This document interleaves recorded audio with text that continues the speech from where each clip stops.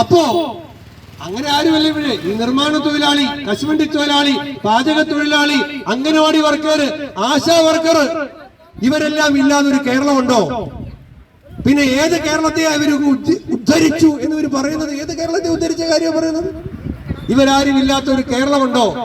ഈ പാവങ്ങളെ കാണാത്ത സർക്കാർ, ഈ പാവങ്ങളുടെ കണ്ണീര് കാണാത്ത സർക്കാർ, ആശാവർക്കർമാർക്ക് സങ്കട പൊങ്കാലയിടേണ്ടി വന്ന സാഹചര്യമുണ്ടാക്കിയ സർക്കാർ, ഈ സർക്കാരിനെതിരായിട്ട് നമ്മൾ ജനങ്ങളെ അണിനിരത്തും.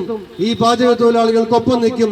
ഇവിടെ ന്യായമായ ആവശ്യങ്ങൾക്കൊപ്പം നമ്മൾ നിൽക്കും എന്ന് മാത്രം സൂചിപ്പിച്ചുകൊണ്ട് ഈ ധാർമ്മിക സമരത്തിന്, ഈ ജീവിത സമരത്തിന്, വിജയിച്ച് മാത്രം പിന്മാറാൻ കഴിയുന്ന ജീവിത സമരത്തിന് സാധാരണ നമ്മൾ മുദ്രാവാക്യം വിളിക്കാറുണ്ട്. എന്താണ്? ജീവിക്കാനാണ് ഈ സമരം.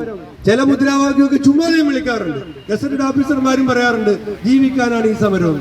അതല്ല ഈ പാചക തൊഴിലാളി വിളിക്കുന്നത്. ഇത് യഥാർത്ഥത്തിൽ ജീവിക്കാനുള്ള സമരമാണ്. ജീവിക്കണമോ മരിക്കണോ എന്ന ചോദ്യത്തിന്റെ മുമ്പിൽ നടക്കുന്ന സമരമാണ്.